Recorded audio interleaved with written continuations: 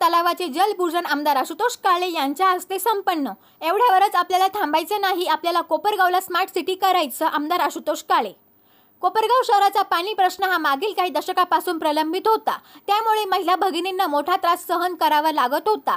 परंतु 2019 चे विधानसभा निवडणुकीपूर्वी 5 नंबर साठवण तलाव होऊन कोपरगाव शहराचा पाणी प्रश्न कायमचा मिटावा यासाठी आमदार आशुतोष काळे यांनी अनेक आंदोलने व वेळप्रसंगी आमरण उपोषण करून हा प्रश्न सातत्याने लावून धरला होता। 2019 च्या विधानसभा निवडणुकीच्या प्रचारादरम्यान त्यांनी कोपरगावकरांना शब्द दिला होता, मला संधी द्यावी, कोपरगावचा पाणी प्रश्न त्या शब्दावर कोपरगाव मतदारसंघातील जनतेने व कोपरगावकरांनी विश्वास ठेवून आमदार आशुतोष काळे यांना सेवा करण्याची संधी दिली। या संधीचे सोने करताना निवडून आल्यानंतर 2च महिन्यात आमदार आशुतोष काळे यांनी 5 नंबर साठवण तलावाच्या खोदाई कामास प्रारंभ केला होता। त्यानंतर सातत्याने पाठपुरावा करून 131 कोटी निधी आणून त्यांचा आपण एक काम पूर्णत्वास आले आहे। हा कोपरगाव शहराच्या दृष्टीने अत्यंत महत्त्वाचा प्रश्न मार्गी लागत आहे। याचा विशेष फायदा महिला भगिनींना होणार असून मागील अनेक वर्षापासूनची अडचण आमदार आशुतोष काळे यांनी दूर करून दिलेला शब्द पूर्ण केला आहे। या 5 नंबर तलावाचे 15 सप्टेंबर रोजी जलपूजन सर्व धर्मीय धर्मगुरूंच्या उपस्थितीत संपन्न झाले आहे। शहरातील जनतेचा अत्यंत जिव्हाळ्याचा असलेला पाण्याच्या प्रश्नावर राजकारण करणाऱ्या येत्या निवडणुकीत गाडून टाका, अशी टीका आमदार आशुतोष काळे यांनी केली। कोपरगाव शहरासाठी सुरू असलेल्या 5व्या साठवण तलावाच्या पूजनाचा कार्यक्रम दिनांक 15 सप्टेंबर रोजी एसगाव येथील साठवण तलावाच्या कार्यस्थळावर करण्यात आला होता। 5व्या साठवण तलावाचे विधिवत जलपूजन सर्व धर्माच्या संत महात्म्यांच्या उपस्थितीत आमदार आशुतोष काळे यांच्या हस्ते करण्यात आले। यावेळी पतसंस्था फेडरेशनचे अध्यक्ष काका कोयटे, माजी नगराध्यक्ष विजय वाडणे, माजी नगराध्यक्ष पद्माकांत कुदळे यांच्यासह राष्ट्रवादी काँग्रेसचे पदाधिकारी मोठ्या संख्येने उपस्थित होते। यावेळी महिलांची उपस्थिती लक्षणीय होती। या निमित्ताने उपस्थित असलेले सर्व धर्मगुरू, सर्व साधू संत, माझ्या तमाम भगिनी, उपस्थित सर्व माझे बंधू, या आपल्या सर्वांच्या साक्षीने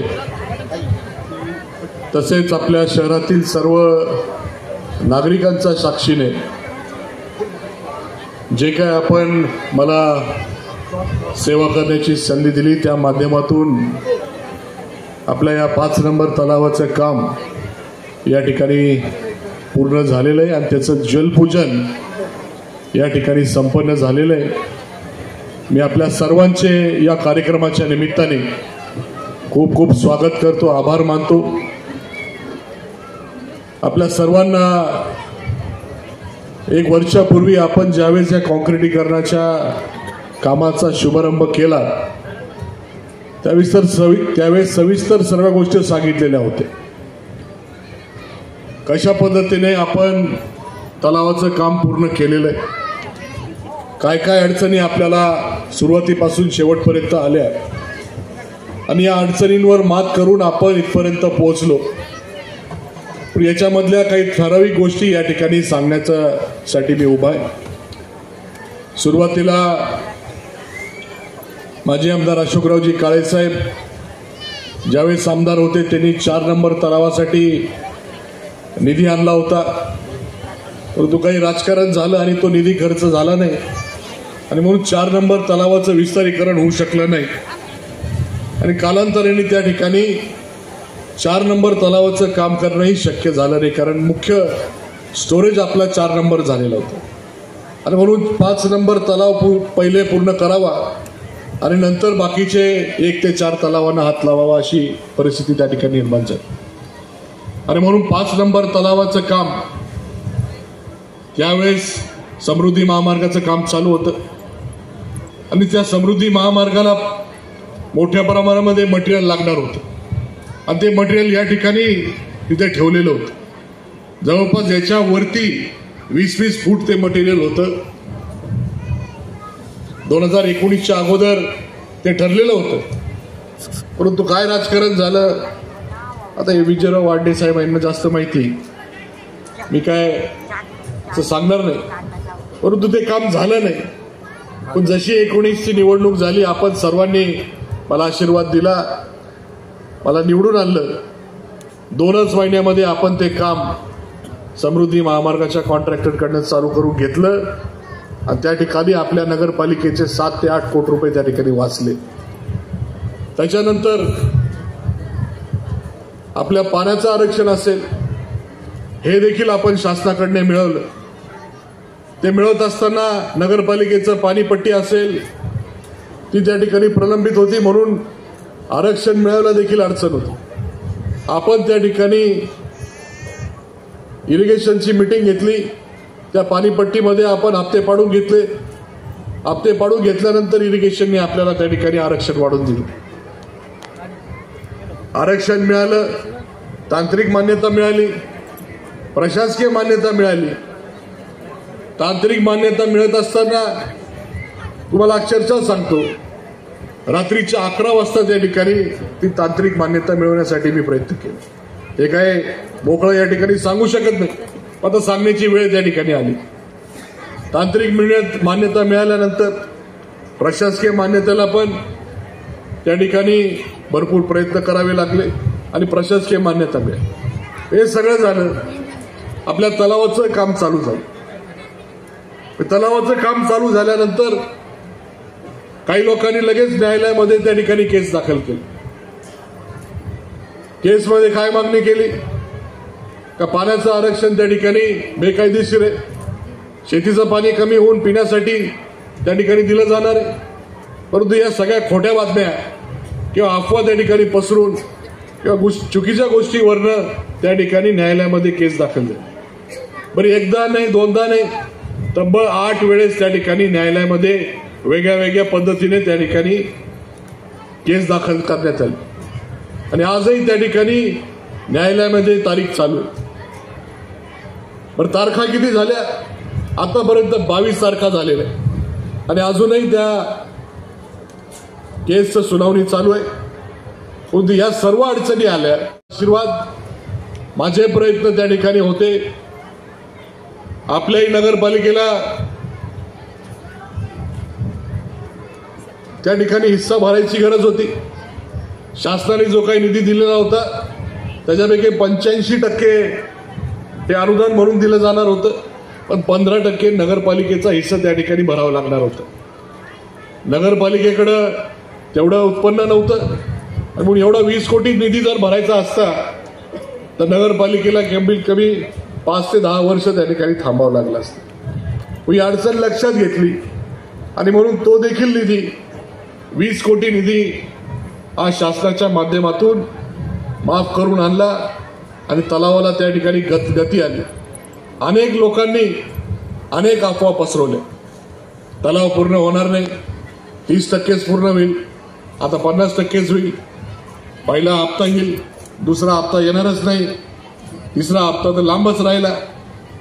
परंतु आपण सर्व ज्या अडचणी होत्या तुमच्या सर्वांची साथ होती पण या सर्व अडचणी आपण त्याच्यावर मात करून आज आपला तलाव पूर्ण झालेला आहे. त्याच्यामध्ये पाणी सुद्धा आपण भरलेलं आहे आणि आज त्याचं जलपूजन आपण सर्वांच्या साक्षीने केलेलं आहे. म्हणून मला फार मोठं समाधान वाटतं का हे काम माझ्या हातून त्या ठिकाणी होऊ शकलं. हे आपण आपल्या आशीर्वादामुळे त्या ठिकाणी शक्य झालं आणि म्हणून मी आपल्या सर्वांचे या कार्यक्रमानिमित्त खूप खूप आभार मानतो.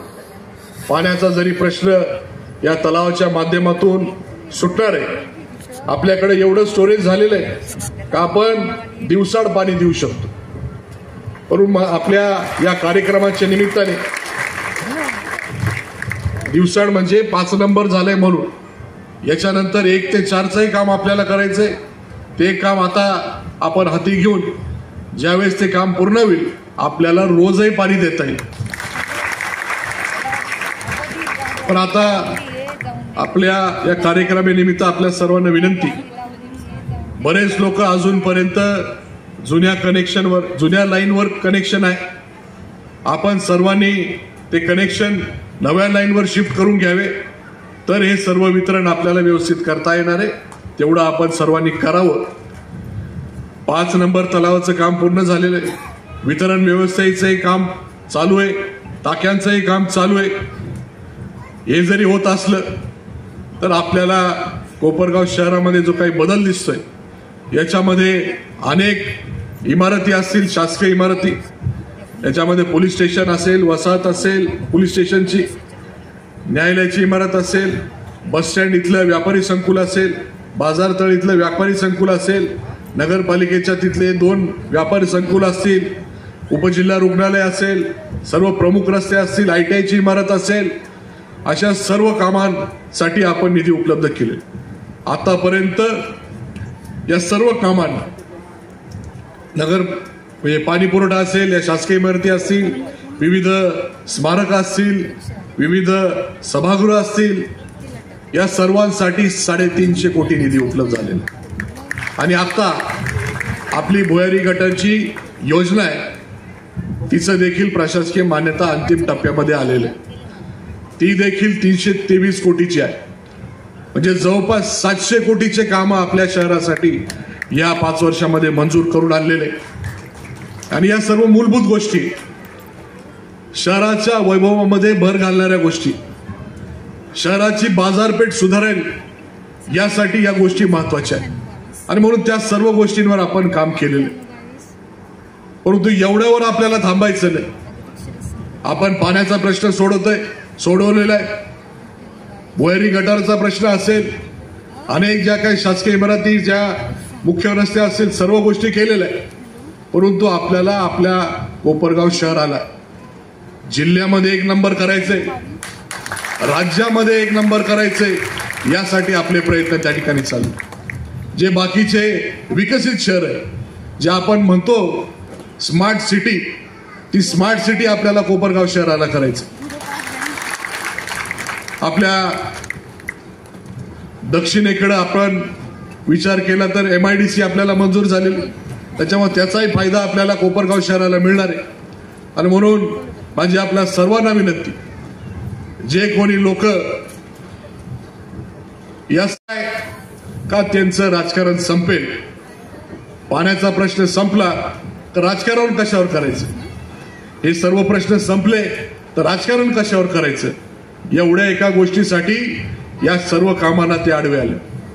माझी आपल्या सर्वांना विनंती, आपण आता येणाऱ्या निवडणुकीमध्ये या लोकांना गाडून टाका. परत असल्या चांगल्या कामाला त्यांनी आडवा येता कामा नये. अशा पद्धतीने आपण सर्वांनी काम केलं पाहिजे, एवढी विनंती करतो. त्यांचे जर कामं पाहिले, जलतरण तलाव कुठे, तो कोणाच्या वापरात आहे का, बस स्टँड कशा पद्धतीने बांधलं, तिथे आपण पाहिलं संगमनेरच्या धर्तीवर शॉपिंग कॉम्प्लेक्स बांधता आलं असतं, व्यापारी संकुल जर झालं असतं तर बाजारपेठेला तिथं चालनाच मिळाली असती. क्रीडा संकुल बांधलं, त्याचा काही शहराला उपयोग नाही. अशा अनेक चुकीचे कामं त्यांच्या काळामध्ये त्यांनी केलेले. म्हणून आपल्या सर्वांना विनंती, जे काही कामं मी मंजूर करून आणलेले, जे काही कामं मंजूर आहे आणि त्याची कामं पूर्ण झालेले, काही कामं त्या ठिकाणी मंजूर होणार आहे. आपण काही खोटं सांगत नाही. आपण जे काही होणार आहे तोच शब्द आपल्या सर्वांना त्या ठिकाणी देतो. आणि म्हणून आपण सर्वांना विनंती आहे, यांचा पुरता कार्यक्रम या ठिकाणी लावला पाहिजे. आणि आपल्या सर्वांचा आशीर्वाद मला या निमित्ताने 19लाही मिळाला. अपेक्षा करतो का 24ला देखील आपण मोठ्या संख्येने मला आशीर्वाद द्याल, एवढंच आपल्याकडनं अपेक्षा करतो. आपण सर्वजण या जलपूजनाच्या कार्यक्रमाला 3 वाजताची वेळ दिली होती आणि आता जवळपास 6:30-7 झाले. 4 तासापासून आपण वाट पाहताय. पण आपण कुठेही, काही लोक ठीक आहे गेले असतील, पण बरेचसे लोक या ठिकाणी थांबले. त्याबद्दल आपल्या सर्वांचे मनापासून मी आभार मानतो. आपल्या सर्वांचा आशीर्वाद राहील अपेक्षा करतो आणि माझे 2 शब्द थांबवतो. धन्यवाद.